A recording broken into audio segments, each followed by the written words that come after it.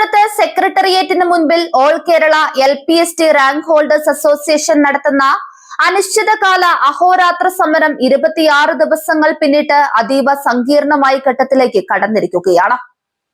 അർഹമായ നിയമനം ആവശ്യപ്പെട്ട് ഉദ്യോഗാർത്ഥികൾ തങ്ങളുടെ കുഞ്ഞുങ്ങളുമായി സമരപന്തലിൽ തുടരുകയാണ്.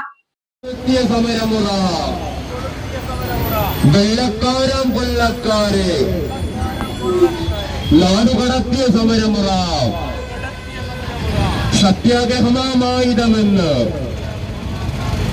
വീര്യം കൂടിയ സമരമുറ.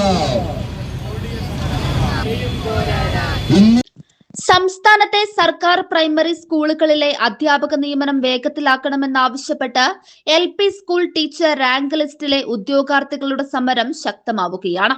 സംസ്ഥാനത്തെ എല്ലാ സർക്കാർ പ്രൈമറി സ്കൂളുകളിലുമുള്ള നിലവിലെ അധ്യാപക ഒഴിവുകൾ ഉടൻ കേരള PSCക്ക് റിപ്പോർട്ട് ചെയ്യണമെന്നാണ് സമരക്കാരുടെ പ്രധാന ആവശ്യം. LPST ലിസ്റ്റിന് വേണ്ടിയിട്ട് അല്ലെങ്കിൽ ഈ ഒരു ലിസ്റ്റിനെ സംരക്ഷിക്കാൻ വേണ്ടിയിട്ട് സമരം തുടങ്ങിയിട്ട് ഇപ്പോൾ ഇന്നേക്ക് 26ാമത്തെ ദിവസമാവുന്നു. നമ്മളെ ഒരു മരണം വരെ നിരാഹാരം എന്ന രീതിയിൽ വളർമതി എല്ലാവർക്കും വേണ്ടിയിട്ട് എല്ലാവർക്കും വേണ്ടിയിട്ട് കിടക്കാൻ തുടങ്ങിയിട്ട് ഇന്നേക്ക് 2ാമത്തെ ദിവസമാവുന്നു. അപ്പോൾ എനിക്ക് പറയാനുള്ള ഒരു കാര്യം എന്ന് പറഞ്ഞാൽ, ഈ കുട്ടികളെ പഠിപ്പിച്ച അധ്യാപകൻ എന്ന രീതിയിൽ എനിക്ക് പറയാനുള്ള ഒരു കാര്യം എന്ന് പറയുന്നത് വളരെ സങ്കടം. അതായത് ഈ കുട്ടികളെ ഒന്നും ഇങ്ങനെയല്ല നമ്മൾ കാണാൻ ആഗ്രഹിച്ചത്. അതായത് ലിസ്റ്റിലൊക്കെ വന്നു, അല്ലെങ്കിൽ ജോലി ഉടനെ കിട്ടും, 1ാം റാങ്ക് കിട്ടി, 2ാം റാങ്ക് കിട്ടി എന്നൊക്കെ വിളിച്ച് പറയുമ്പോൾ നമ്മൾ അവരെ കാണാൻ ആഗ്രഹിക്കുന്നത് എപ്പോഴും ഒരു സ്കൂളിന്റെ മുറ്റത്തോ, അല്ലെങ്കിൽ അവരെ പഠിപ്പിക്കാൻ പോകുന്നു, അല്ലെങ്കിൽ ആദ്യമായിട്ട് സ്കൂളിലേക്ക് ചെല്ലുന്നു, അല്ലെങ്കിൽ കുട്ടികളെ കാണുന്നു എന്നുള്ള രീതിയിലാണ്, അല്ലെങ്കിൽ കുട്ടികളോടൊപ്പം നിൽക്കുന്നു എന്നുള്ള രീതിയിലാണ് നമ്മൾ അവരെ കാണാൻ ആഗ്രഹിച്ചത്. പക്ഷെ ഈ ഒരു രീതിയിൽ ഇവരോടൊപ്പം ഇവിടെ വന്ന് ഇരിക്കുമ്പോൾ ഇവർക്ക് വേണ്ടി ഇങ്ങനെ സംസാരിക്കേണ്ടി വരുന്നതിൽ അതിയായ ഖേദമുണ്ട്. പിന്നെ അവരുടെ പ്രശ്നങ്ങൾ കേൾക്കേണ്ട ആളുകൾ അവർക്ക് കണ്ണടച്ച്, അവർക്ക് ഈ ഒരു പ്രശ്നങ്ങളൊന്നും കേൾക്കാതെ കണ്ണടച്ച് നിൽക്കുക എന്ന് പറയുമ്പോൾ അത് ഏറ്റവും സങ്കടകരമായ ഒരു കാര്യമാണ്. പിന്നെ എനിക്ക് ഏറ്റവും അഡ്രസ്സ് ചെയ്യേണ്ട ഒരു 3 കാര്യങ്ങൾ എന്ന് പറയുന്നത്, ഒരു 3 രീതിയിലുള്ള ആളുകളുടെ എനിക്കൊന്ന് അഡ്രസ്സ് ചെയ്താൽ കൊള്ളാവുന്നുണ്ട്. ഒന്ന്, ഈ സമരം ഇവിടെ നടക്കുന്നത് എന്തിനാണ് എന്നെല്ലാവരും ഒന്ന് അറിയേണ്ടത് വളരെ അത്യാവശ്യമായ ഒരു കാര്യമാണ്. അതായത് കുറെ പേര് ഇവിടെ ഇരിക്കുന്നതിൽ എന്നാൽ അപ്പുറത്ത് ഇതിനെ ചുറ്റിപ്പറ്റി നിൽക്കുന്ന കുറച്ച് ആളുകൾക്ക് മാത്രം എന്നത് അറിയാം എന്നതിനേക്കാൾ അപ്പുറത്ത് ഇത് ഈ റാങ്ക് ലിസ്റ്റ് വന്നിട്ട് ഏകദേശം 1 വർഷം കഴിയുന്നു. അപ്പൊ ഇതിൽ 1ാം റാങ്കുകാർക്ക് പോലും ജോലിയില്ല എന്ന് പറയുന്നത് ഏറ്റവും സങ്കടകരമായ ഒരു അവസ്ഥയാണ്. അങ്ങനെയാണെങ്കിൽ പരീക്ഷ നടത്തിയത് എന്തിനാണ്, ഇവർ ഇത്രയും കാലം കഷ്ടപ്പെട്ട് പഠിച്ചത് എന്തിനാണെന്നുള്ള ഒരു ഇതിലേക്ക് നമുക്ക് തന്നെ ചിന്തിക്കാൻ പറ്റാത്ത ഒരു അവസ്ഥയിലേക്ക് വരും.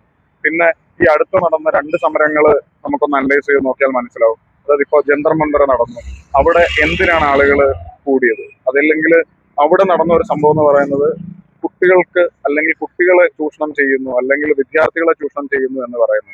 അപ്പൊ പലപ്പോഴും ഈ നിങ്ങളവിടെ പോയി നമ്മളവിടെ ചെന്നില്ല, നിങ്ങളവിടെ പോയി നിങ്ങൾ പോയോ, നിങ്ങളെന്താ വരാത്ത, ഇവിടെ വന്നു അവിടെ വന്നു എന്നൊക്കെ പറഞ്ഞ് ഈ കോൺട്രവേഴ്സി ഉണ്ടാകുമ്പോൾ ഇതിന്റെ ഒരു മൂല കാരണം പലപ്പോഴും മറന്നു പോകുന്നുണ്ട്. അതായത് കുട്ടികൾ വളരെ കഷ്ടപ്പെട്ട് നീറ്റിന്റെ എക്സാം എഴുതിയിട്ട് ഈ പറയുന്ന പോലെ പരീക്ഷ കഴിയുമ്പോൾ ഈ എക്സാം ക്യാൻസൽ ആവുന്നു. അപ്പൊ അവർക്കുണ്ടാകുന്ന ഒരു മാനസികാവസ്ഥയുണ്ട്. അതാണ് അവിടെ ഹൈലൈറ്റ് ചെയ്യപ്പെടേണ്ട. ഇനിയും ഒരിക്കലും ഈ ഒരു അവസ്ഥയിലേക്ക് വരാൻ പാടില്ല. ഇനി നമുക്കും നമ്മുടെ വരും തലമുറകൾക്ക്, അല്ലെങ്കിൽ നമുക്കും ഈ പറയുന്ന പോലെ ഇതേ പ്രായത്തിലേക്ക് എത്താൻ പോകുന്ന കുട്ടികളുണ്ട്. അപ്പൊ അവർക്കുണ്ടാവാൻ ഇതേ ഒരു അവസ്ഥയിലേക്ക് എത്താൻ പാടില്ല എന്ന് പറയുന്ന ഒരു സാധനമാണ് അവിടെ ഹൈലൈറ്റ് ചെയ്യുന്നത്. കഴിഞ്ഞ വർഷം മെയ് 31-ന് റാങ്ക് ലിസ്റ്റ് നിലവിൽ വന്നിട്ടും ഇതുവരെ വളരെ കുറച്ച് ഉദ്യോഗാർത്ഥികൾക്ക് മാത്രമാണ് നിയമന ശുപാർശ ലഭിച്ചത്. 5 ജില്ലകളിൽ 1ാം റാങ്ക് നേടിയവർക്ക് പോലും നിയമനം ലഭിക്കാത്തത് നിലവിലെ നിയമന നടപടികളുടെ മന്ദഗതിയെക്കുറിച്ചുള്ള ആശങ്ക വർദ്ധിപ്പിക്കുന്നതായി ഉദ്യോഗാർത്ഥികൾ ചൂണ്ടിക്കാട്ടുന്നുണ്ട്. സ്കൂളുകളിലെ അധ്യാപക വിദ്യാർത്ഥി അനുപാതം 1:25 പുനഃക്രമീകരിക്കണമെന്നും സമരക്കാർ ആവശ്യപ്പെടുന്നുണ്ട്. നിലവിലുള്ള അനുപാതം കാരണം നിരവധി അധ്യാപക തസ്തികകൾ നഷ്ടപ്പെടുകയാണെന്നാണ് അവരുടെ ആരോപണം. കൂടാതെ ഹെഡ് മാസ്റ്റർമാരെ ക്ലാസ് ചുമതലകളിൽ നിന്ന് ഒഴിവാക്കി ഭരണപരമായ ഉത്തരവാദിത്തങ്ങൾ മാത്രം നൽകുകയും ആ ക്ലാസുകൾക്കായി പുതിയ അധ്യാപക തസ്തികകൾ സൃഷ്ടിക്കുകയും വേണമെന്നാണ് മറ്റൊരു പ്രധാന ആവശ്യം.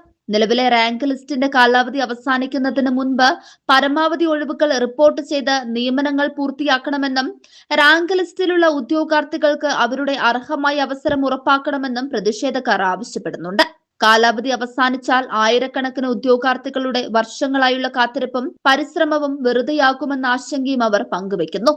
അതേസമയം പ്രതിപക്ഷ നേതാവായിരുന്ന കാലത്ത് നടത്തിയ പുതുയുഗ യാത്രയ്ക്കിടെ UDF നേതാവ് VD സതീശനെ റാങ്ക് ലിസ്റ്റ് പ്രതിനിധികൾ പലതവണ കണ്ടിരുന്നുവെന്നും അധികാരത്തിലെത്തിയാൽ ഈ പ്രശ്നത്തിന് മുൻഗണന നൽകി പരിഹാരം കാണുമെന്ന ഉറപ്പ് അദ്ദേഹം നൽകിയിരുന്നുവെന്നും സമരക്കാർ ഓർമ്മിപ്പിക്കുന്നുണ്ട്. UDF അധികാരത്തിൽ വന്നു, സതീശൻ മുഖ്യമന്ത്രിയായിട്ടും ഈ വാഗ്ദാനം ഇതുവരെ പാലിക്കപ്പെട്ടിട്ടില്ലെന്നാണ് അവരുടെ വിമർശനം. സമരം ഇപ്പോൾ കൂടുതൽ നിർണായക ഘട്ടത്തിലേക്ക് കടന്നിരിക്കുകയാണ്.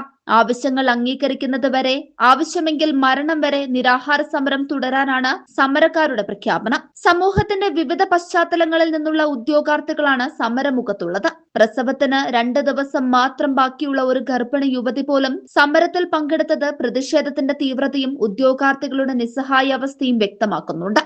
വർഷങ്ങളോളം കഠിനാധ്വാനം ചെയ്ത് PSC റാങ്ക് ലിസ്റ്റിൽ ഇടം നേടിയിട്ടും നിയമനം ലഭിക്കാതെ കാത്തിരിക്കുന്ന ആയിരക്കണക്കിന് ഉദ്യോഗാർത്ഥികളുടെ ഭാവിയാണ് ഇപ്പോൾ അനിശ്ചിതത്വത്തിലായിരിക്കുന്നത്.